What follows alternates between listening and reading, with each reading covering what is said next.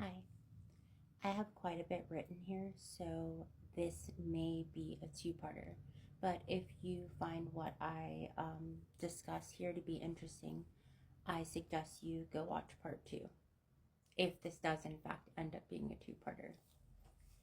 Cheating is abuse. This concept was brought to my attention by a fellow lightworker and YouTuber named Jess Puckett. The video I'm referencing is called Let's Clear This Karma. I strongly suggest going to her channel and checking it out if the message I share with you here resonates. I absolutely love her psychological and astrological approach to breaking down and exploring different collective energies and situations. Anywho, what she shared today is a firm belief that I myself hold. It resonates as truth for me, and truth is the energy I operate from because God is truth. In my last and most recent relationship, I was being chronically, strategically, and compulsively cheated on, amongst many other things that I won't mention here for the sake of future litigation.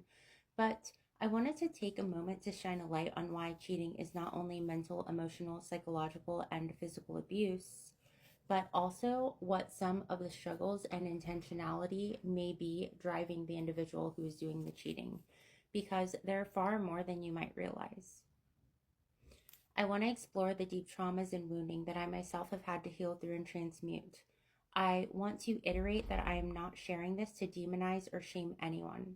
I've reached a level of understanding and acceptance pertaining to the underlying motivators, wounding, and self disillusionment that might motivate someone to cheat. I am someone who seeks to understand, not condemn.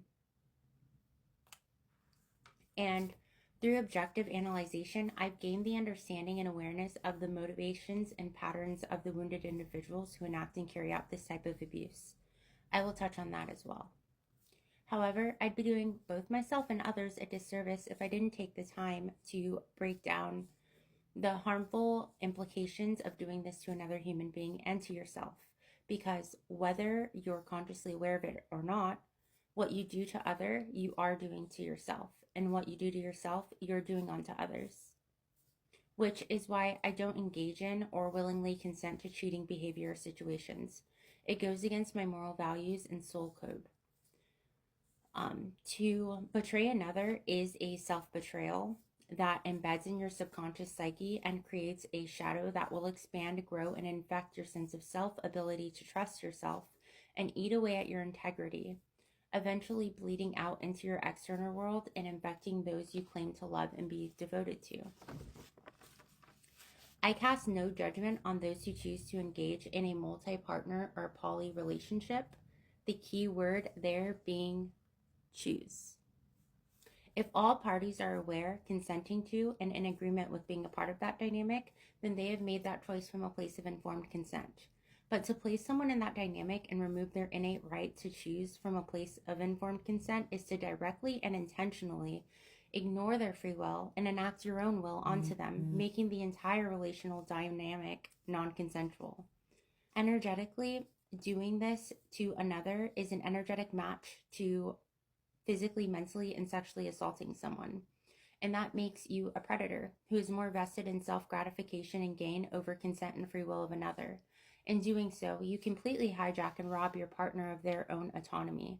They no longer have a say or right to their own sexual and physical health. You inflict trauma and wounding on them through gaslighting, deception, and humiliation. Coercing someone to devote their loyalty, heart, and mind and body to you under false pretenses is abuse. And it is predatorial. This is not a judgment. It is a simple, objective observation. Those of you who engage in this type of behavior and do this to others may feel triggered, attacked, or hurt by my words. And that's okay. Growth and healing don't happen while sitting stagnantly in the comfort of illusion. From deconstruction and death come reconstruction and rebirth. We are all human. I enter over and understand that not everyone who cheats is consciously and intentionally trying to assault and harm their partner, but that is the effect that is caused by moving from this space. I've taken the time to gain an understanding of the intentionality and the driving force behind people who cheat. For the sake of time and clarity, I will break these intentions into two groups. those who are being subconsciously driven, and those who strategically and consciously enact this on others. I myself have recently closed out a cycle with an energy who used cheating amongst other strategies for the sake of possession and domination as well as gain. Because I'm someone who approaches my experiences with the desire and intention to understand, I remained entrapped in said cycle for several years. Once I reach an understanding and have the opportunity to move from a place of informed consent, I do exactly that. Sometimes informed consent is something that you'll have to use your own discernment in order to obtain, especially when you are surrounded by individuals who are purposely overriding your free will and choice to choose from an informed place. I'm hoping that me creating these lists and sharing this video, it will give you some helpful information to store and use to feed and seed your own discernment. So you can view these types of situations from a place of unobstructed clarity and assurance. I think it's important to iterate that being cheated on is never your fault, nor does it reflect on you, your value, or your worth. Although it does personally affect the individual being assaulted in this way, it is not personal. It says nothing about who you are and what you're deserving of, and it is solely a reflection of the wounding, insecurity, and self-perception of the individual who is doing the cheating. It is their pain and wounding, and in some cases, fractured sense of self manifesting outwardly as a harmful abusive behavior.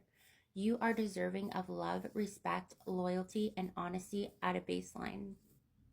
You are innately valuable and sacred. What they have done to you is a direct reflection of the lack of love, respect, loyalty, honesty, and value that they have towards themselves and for themselves, and it is not your burden or pain to carry. Release it with love, acceptance, so you are free to attract in the kind of love that doesn't hurt, traumatize, or fracture. This is the understanding I've reached based off of my own observations, experiences, and data collected from connecting with individuals who cheat. I've found one massive overlap between subconscious and conscious cheaters, and that is low self-esteem, warped sense of self, and being innately inconsiderate towards both themselves, their relationships, and their partners. Some of the subconscious drivers for cheating are fear of intimacy. Due to this fear, individuals with this wound will cheat to create emotional distance between themselves and their partners.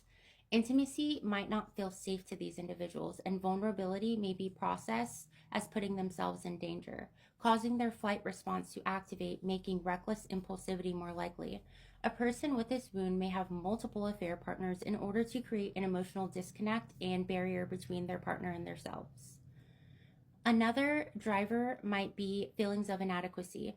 Individuals with this wound may not feel worthy or good enough for their partner. They may cheat in order to gain external validation and feed the ego wound that the illusory message that they are desired and being desired equates to worth and value. This is dangerous and self-destructive to operate from because these individuals tend to completely tie their sense of self and value and worth to their external experience and the people who they connect and engage with in this way. But there is a reliable unpredictability with nature, and so there's a reliable unpredictability with humans as well. This truth is often disregarded, being wholly dependent on others to cultivate your worth and value and keep it intact and whole, keeps the individual in a constant state of fight or flight because their subconscious mind is aware of the risk of this dependency, even if the individual is not consciously aware of it. They are essentially handing over their own empowerment and security to another. I will catch you on part 2. Welcome to part 2 of why cheating is abuse. Sorry for the noise in the background. My daughter is playing. So where we left off is there is a reliable unpredictability with nature, and so there is a reliable unpredictability with humans as well. This truth is often disregarded, being wholly dependent on others to cultivate your worth and value and keep it intact and whole, keeps the individual in a constant state of fight or flight because their subconscious mind is aware of the risk of this dependency, even if the individual is not consciously aware of it. They're essentially handing over their own empowerment and self-security to another. which incites the risk of their partner being their power being weaponized, stolen, or mishandled. It also impedes on their ability to function through their experience and within their relationship from a regulated space, which manifests as paranoia, distrust, hypervigilance, and control issues because they themselves have self-distrust and control issues of self. Because that is the energy they are in and is what they are exuding, the partner they're cheating on and exchanging energy with on a regular basis will start to absorb that energy and start displaying the same ungrounded, paranoid, hypervigilant, and control behaviors. Cheating, this creates a cyclical loop of instability and insecurity, a traumatic functioning dysfunction. People often forget how contagious the energy you're around can be. That is why it's so important to build discernment and be mindful of who you partner with, who you allow into your space, and who you're intimate with. The energy exchange is inevitable, so ensure the person you're exchanging with has energy you wouldn't mind absorbing, exuding, or projecting. I like to imagine energy exchanges as infinity symbols. With an intimate partner, you exchange energy through all of your chakra centers, most notably your sacral chakra. This is where your creative flow and manifestation power is drawn from. It is so important to treat that energy as sacred because it is. It directly influences and impacts the human experience you consciously create. Moving on. Some of the driving forces behind people who cheat consciously and intentionally are as followed. This type of cheater operates from a place of gain, transaction, and strategy, and are often part of the dark triad, that being narcissism, Machiavellianism, and psychopathy. This is the type of energy I close out a cycle with. Through that experience, I gained invaluable information and a deeper understanding of the darker side of psychology. I have integrated the wisdom I pulled from that experience and used it to strengthen my boundaries and discernment. These types of individuals have a fixed lack mindset. They believe they never have enough and are in a confide of dissatisfaction, seeking, wanting, and unfulfillment. They are normally deeply envious of their partners, especially if their partner authentically embodies the very character traits that they themselves can only emulate. They are self-serving and seek to dominate, control, isolate, and diminish their partners. There is usually a level of sadism hidden within these individuals, so they may cheat and intentionally leave clues of the infidelity for their partner to find in order to induce reactive abuse responses that may manifest as their partner displaying paranoia, anxiety, or emotional breakdown and depression. They might gaslight their partner when caught in order to warp their partner's reality and influence the belief that their partner shouldn't trust their own thoughts, observations, or experience. They do not seek to just create instability in the relationship, but they seek to dismantle their partner's mind in such a way that their partner becomes dependent on them to tell them what is real and what isn't. The reactive abuse serves a double purpose of making their partner look unstable to others, but also create that instability. They often engage in reckless sex and multiple affair partners. They might strategically pick affair partners that they know have low self-esteem and or already harbor jealousy and resentment towards their partner and view their partner as a threat due to their own self-esteem issues. They might purposely pillow talk with these targeted hookup partners and slander, lie, or diminish or compare their partner to the person they're cheating with in order to play off of the pre-existing jealousy and with the intention of inciting competition, chaos, and malice. They tend to feed off the energy of creating conflict and the ego boost they receive from having multiple partners vie for their love bombing, sex, and attention. They might manipulate their affair partners by using triangulation and lies in order to orchestrate unsuspecting attacks on their partner that they're in a relationship with. This helps with satisfying the sadistic relief they get from watching their partner be harmed. By launching attacks on their partner using the affair partners, they can feign ignorance when their partner is scared, disoriented, and confused by the attacks, giving them the opportunity to assume the role of protector. waiting there with open arms to comfort their partner from the psychological damage caused by the very traumatic events they themselves orchestrated. Individuals who operate in this energy will punish you for the feelings you awaken in them. Whether it be attraction, admiration, or desire, they will view their strong feelings towards you as a loss of control and power. They will use those feelings of loss as a justification to disempower, destroy, and dominate you in order to re regulate their emotions and feel like they're regaining stability and control. These people often view relationships as transactional and humans as objectifiable. They will try to place you in a box, and if you deviate even an inch from the box they've crafted for you, they will punish you for it. They treat people like batteries, and it often boils down to what you can give them and what they can get from you. They lack an empathy gene. So if you won't willingly give it, they'll take it by force. By any means necessary. It's win at all costs. Consent is a foreign language they haven't yet learned. They are black hole energies, and reciprocity is only a fleeting tool used to get what they are seeking. It is energetic vampirism, and they'll drain you to the grave if you allow. Love is a game to these individuals, cat and mouse, and the only way to win at a game you didn't consent to playing is to stop playing, shine a light on the board and all who surround it, and walk away.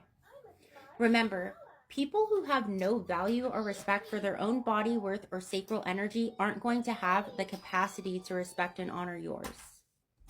And in many cases, due to them expending their energy with multiple partners, they will end up pulling from and draining your sacral for their own gain and carelessly distribute that energy to the many others that they lay with, while infesting your sacral with the many energies they lay with that you did not consent to exchanging energy with.